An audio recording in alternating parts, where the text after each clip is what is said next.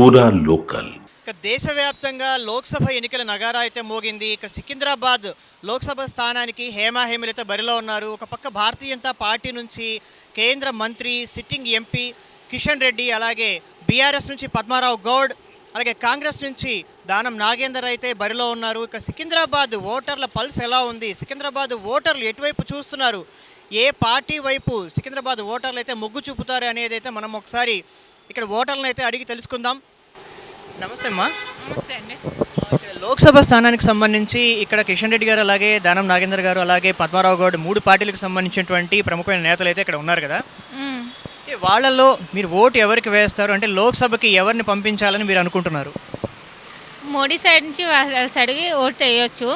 ఎందుకంటే మోడీ మనకి రాముడి గుడి కట్టించింది. ఎన్నో సంవత్సరాల నుంచి మనం ట్రై చేస్తున్నా కానీ ఎన్నో ఏళ్ళ నుంచి యుద్ధం చేస్తారు గుడి రావడానికి. అక్కడ ముందు ముస్లిం గుడి ఉండే, దాని తర్వాత ఎంతో ట్రై వల్ల మనకి రాముడి గుడి వచ్చింది. మననే బాలరాముడు నిలబెట్టారు.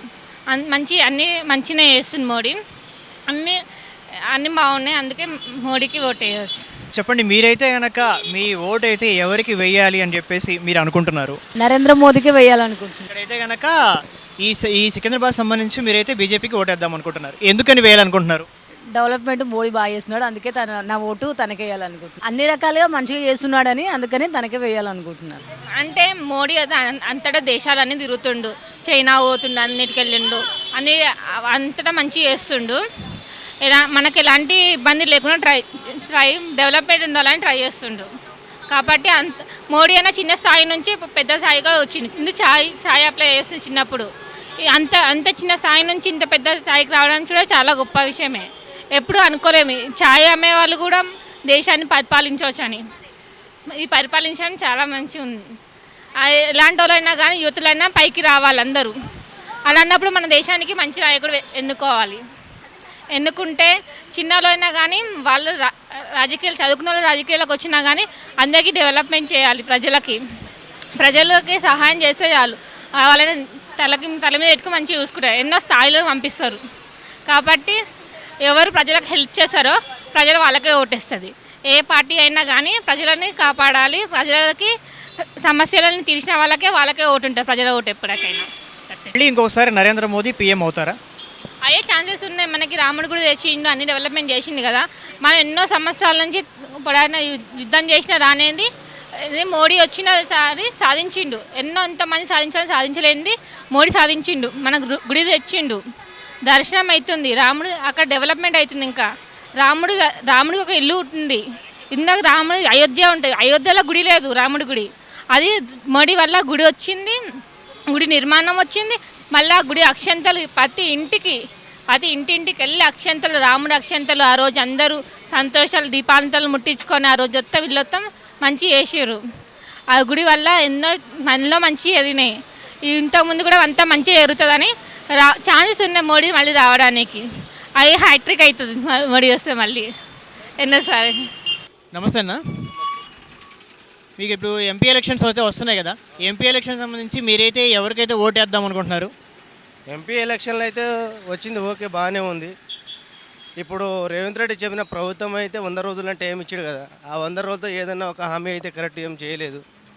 ఇప్పుడు 10 సంవత్సరాలు కేసీఆర్ చేశాడు కదా, అదే కొంచెం ఉపయోగం ఉంది.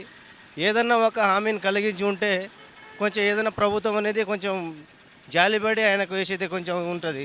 కానీ ఎవరికేం చేయలే కదా. ఈ హామీ గురించి కొంతమంది ఏమంటారంటే దొంగ హామీ గురించి ఓట్లు అడుగుతున్నారు. ఈ మొత్తం చాలా గురించి ప్రభుత్వం జరుగుతుంది. ఇప్పుడు మేము అయితే చేసేది ఏముంది, కేసీఆర్ చేసింది కదా, టీఆర్ఎస్కే వేద్దాం అనుకుంటున్నాం. బీఆర్ఎస్కే వేద్దాం అనుకుంటున్నారు అంటే అంతకుముందు డెవలప్మెంట్ చేశారని ఇప్పుడు కూడా ఏదైనా ఈయన చేసే హామీలో ఏదన్నా ఒకటి రైతులకు కానీ రుణమాఫీ అయినా కానీ, ఈ లేడీస్కి 2500 కానీ హామీ కానీ ఏదన్నా ఒక ప్రభుత్వం అని చూపిస్తే సావును నిజంగా చేసిండు కదా అని చేసిండు. ఏదో ఒక బస్సు చేర్చి పెట్టిండు, వదిలిపెట్టిండు. దానికి ఏమొస్తుంది, ఉద్యోగం ఉన్నోళ్ళకే వస్తుంది కానీ బీదోళ్ళకైతే ఏం లేదు కదా దాని ఉపయోగం. Hello brother. Hi bro. ఏం పేరు మీ పేరు? చరణ్. ఓకే, ఎక్కడ మీది? నాకు కొండాపురం. ప్రజెంట్ ఇప్పుడు లోక్సభ ఎలక్షన్స్ జరుగుతున్నాయి కదా, పార్లమెంట్ ఎలక్షన్స్ అంతా కూడా. అయితే ఏ పార్టీ గెలుస్తుందని అనిపిస్తుంది? బీజేపీ గెలుస్తుంది. బీజేపీ అయితే గెలుస్తుంది, ఎందుకని? సో ఇప్పుడు ఆల్రెడీ గెలిచిన పార్టీస్ లైక్ ప్రీవియస్ గెలిచిన పార్టీస్ పెద్దగా ఏం చేయలేదు. సో బీజేపీ రావాలని చాలామంది అనుకుంటున్నారు. వాళ్ళు వస్తే చేంజ్ ఏమైనా తీసుకొస్తారు అనేసి అలా అనుకుంటున్నారు. సో ఎందుకంటే మోడీ గారికి చాలా పాపులారిటీ ఉంది కదా. సో ఇంకా ఆంధ్రాలో కూడా సో బీజేపీకి ఇప్పుడు అలయన్స్ క్రియేట్ చేసుకున్న వల్ల ఇంకా కొద్దిగా ఫేమ్ వచ్చింది. సో అట్లా బీజేపీ వస్తుంది అనుకుంటున్నా. ఎందుకంటే మిగతా స్టేట్స్లో బీజేపీ రూలింగ్ ఉన్న స్టేట్స్లో డెవలప్మెంట్ అయితే కొద్దిగా కనపడింది కదా. సో అందువల్ల సో ఇక్కడ ఈసారి గెలుస్తుంది అనుకుంటున్నా బీజేపీ. అంటే వీళ్ళ ముగ్గురులో ఎవరు విన్ అయ్యే ఛాన్స్ ఉందని అనిపిస్తుంది? Like BJP definitely. సరే, ఇక్కడ సికింద్రాబాద్కి సంబంధించి ప్రజెంట్ అయితే అయినా ఇక్కడ పార్లమెంట్ ఎలక్షన్స్లో పద్మారావు గారు, అలాగే దానం నాగేందర్ గారు, అలాగే కిషన్ రెడ్డి గారు ఎవరైతే ఉన్నారో వీళ్ళు ముగ్గురు అయితే ఇక్కడ కంటెస్ట్ చేస్తున్నారు కదా. ఇక్కడ ఈ పార్లమెంట్కి సంబంధించి రేపు వచ్చే ఎలక్షన్స్లో మీరైతే ఎవరికి ఓటు వేస్తారు? నేను ఓటేసేది అయితే నేను పబ్లిక్గా చెప్పలేనండి. బట్ గ్రౌండ్ లెవెల్ రియాలిటీ చూస్తే పద్మారావు గారికి ఎక్కువ స్కోప్ ఉంది. ఎందుకంటే రీసెంట్ ఎమ్మెల్యే ఎలక్షన్లో అయితే ఆయన గెలిచినారు కదా, దానిలో చూస్తే ఆయనకి ఎక్కువ స్కోప్ ఉంది. ఆల్రెడీ 2 times కంటిన్యూస్గా కిషన్ రెడ్డి గారు ఆ బీజేపీ పార్లమెంట్ సీట్ నుండి గెలుచుకుని వస్తూ ఉన్నారు. బట్ అంతగా పబ్లిక్ ఫిగర్ లేరు సార్. నమస్తే అన్న. ఏం లేదన్నా, ఇప్పుడు పార్లమెంట్ ఎలక్షన్స్ అయితే వస్తున్నాయి కదా. ఈ పార్లమెంట్ ఎలక్షన్లో సికింద్రాబాద్ ఎంపీకి వచ్చేసి కిషన్ రెడ్డి గారు, అలాగే దానం నాగేంద్ర గారు, అలాగే పద్మారావు గారు నిలబడుతున్నారు కదా. వీళ్ళ ముగ్గురులో ఎవరు గెలుస్తారు, అయితే మీ ఓటు ఎవరికి వేస్తారు అనేది చెప్తారా? నేనైతే బీజేపీ వాళ్ళు ఎవరు వచ్చినా సరే బీజేపీ వాళ్ళకే ఇద్దామని. ఎందుకంటే మోడీ సార్ మంచిగా చేస్తున్నారు మనకి. ఇంతవరకు ఎవరు చేయని విధంగా ప్రతి ఒక్కరూ ఆలోచించాల్సిన విషయం ఏంటంటే మోడీజీని గెలిపించడమే బెటర్. ఎవరు వచ్చినా ఎవరు ఏం చేసినా వాళ్ళ అవసరాల కోసం తెచ్చుకుంటున్నారు. ఎందుకంటే మనకు రామ మందిర్ నుంచి కానీ మిగతా అన్ని గురించి ఆలోచిస్తే కూడా, ఆర్మీ గురించి ఆలోచించినా కూడా ఆయనకు మించిన వ్యక్తి ఎవరు లేరు అని నేను అనుకుంటున్నాను.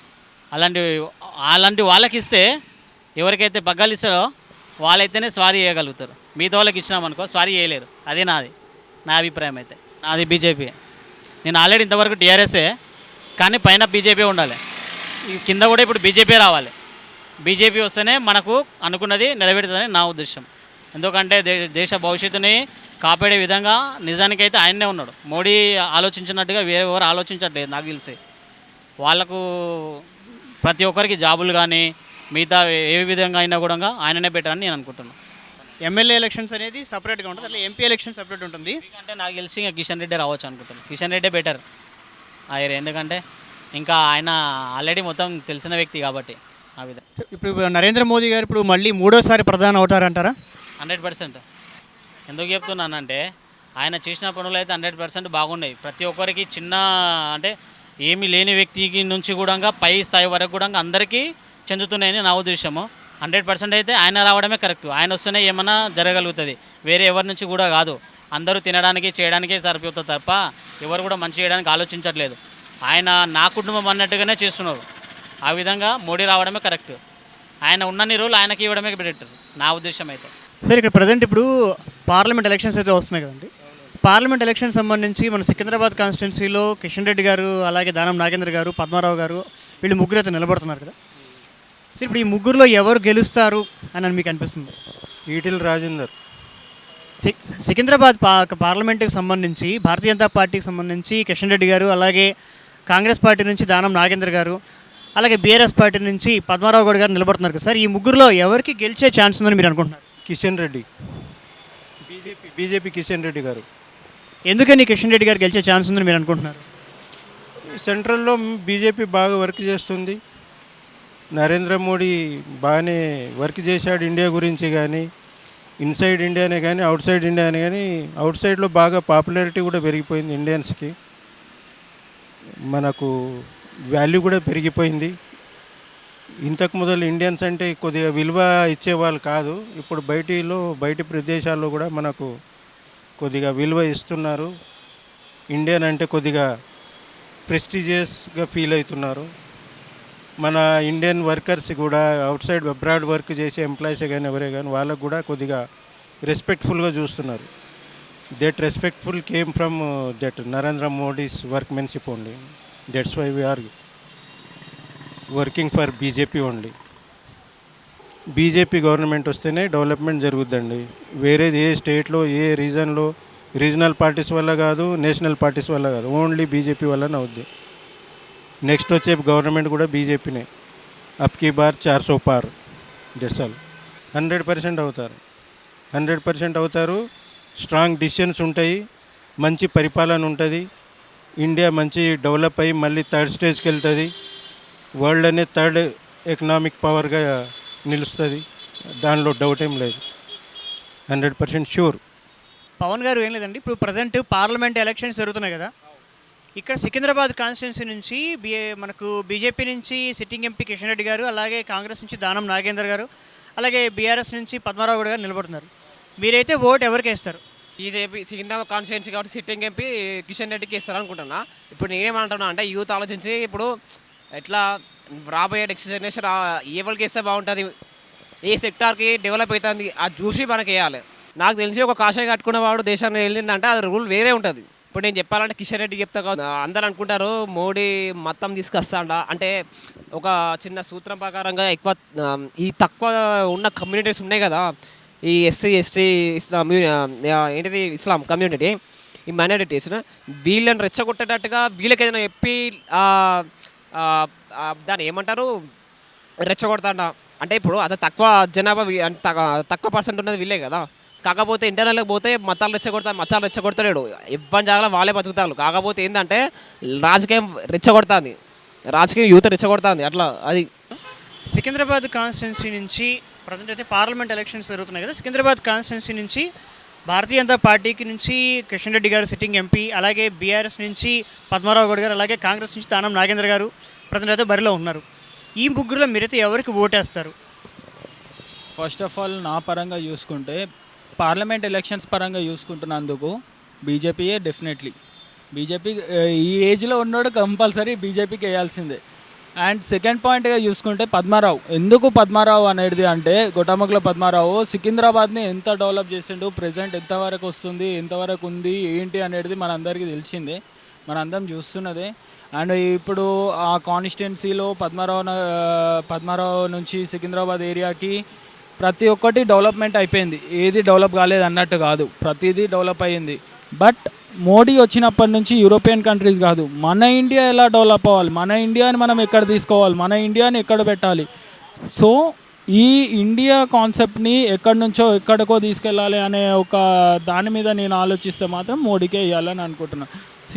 యాజ్ ఆఫ్ మీ ఒక హైదరాబాద్ ఎలక్షన్స్ లేకపోతే తెలంగాణ ఎలక్షన్స్ అంటే నేను డెఫినెట్లీ బీఆర్ఎస్కే వెళ్తా. కాకపోతే ఏంటంటే ఒక పార్లమెంట్ ఎలక్షన్స్ కనుక నేను డెఫినెట్లీ మోడీకి వెళ్తా. ఇందాక బ్రదర్ చెప్పినట్టు యోగి ఆదిత్యనాథ్ ఉండని, ఇంకెవరైనా ఉండని, లేకపోతే వేరే ఏదైనా ఉండని, నేను ఒప్పుకుంటా. యోగి ఏంటంటే టక్ ఆఫర్ వెళ్ళిపోతాడు ఏదైనా కానీ అది అన్ని చోట్ల వర్కౌట్ అవ్వదు. కొన్నిటి దగ్గర వర్కౌట్ అయితే కొన్నిటి దగ్గర వర్కౌట్ కాదు. మనం గ్రో అయ్యే స్టేజ్లో ఉన్నాం ఇప్పుడు. మనం గ్రో కావాలి అంటే మోడీ లాంటి ఒక మనిషి మన ఇండియాలో ఉండాలి, మనం అది గెలిపించుకోవాలి, ఉంటేనే మనం కరెక్ట్గా చేసుకోగలుగుతాం. అది ఇన్ కేస్ మోడీ లేకపోతే ఇంతకుముందు కాంగ్రెస్ ప్రభుత్వం ఏమైందో మీ అందరికీ తెలుసు, సేమ్ అదే రిపీట్ అవుతుంది. ప్రజెంట్ ఇప్పుడు లోక్సభ ఎలక్షన్స్ జరుగుతున్నాయి కదా, పార్లమెంట్ ఎలక్షన్స్. ఈ పార్లమెంట్ ఎలక్షన్స్లో ప్రస్తుతం మన సికింద్రాబాద్ కాన్స్టిట్యున్సీ నుంచి బీజేపీ నుంచి సిట్టింగ్ ఎంపీ కిషన్ రెడ్డి, అలాగే బీఆర్ఎస్ నుంచి పద్మారావు గౌడ్, ఇంకా కాంగ్రెస్ నుంచి దానం నాగేందర్ అయితే ఇక్కడ బరిలో ఉన్నారు.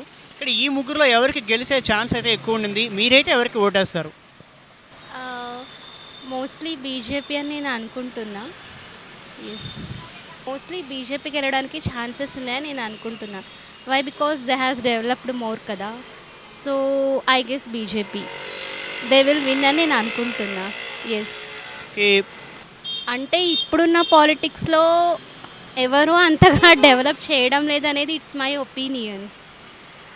సో ఎవరు వస్తే వాళ్ళు వచ్చి కొంచెం డెవలప్మెంట్ అయితే చేస్తే బాగుంటుంది, కానీ ఇన్ మై ఒపీనియన్ ఇప్పుడున్న పాలిటిక్స్లో ఎవరు అంతగా డెవలప్ చేయడం లేదు.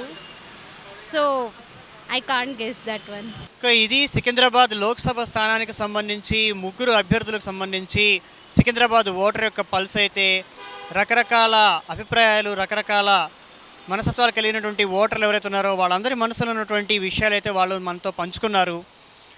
చూద్దాం ఈ యొక్క ఓటర్ల తీర్పు ఎలా ఉంటుంది అనేది మరికొద్ది రోజులు ఆగాల్సి ఉంటుంది. కెమెరా పర్సన్ సత్రెడ్డితో ఆదిత్య, పురా లోకల్, హైదరాబాద్.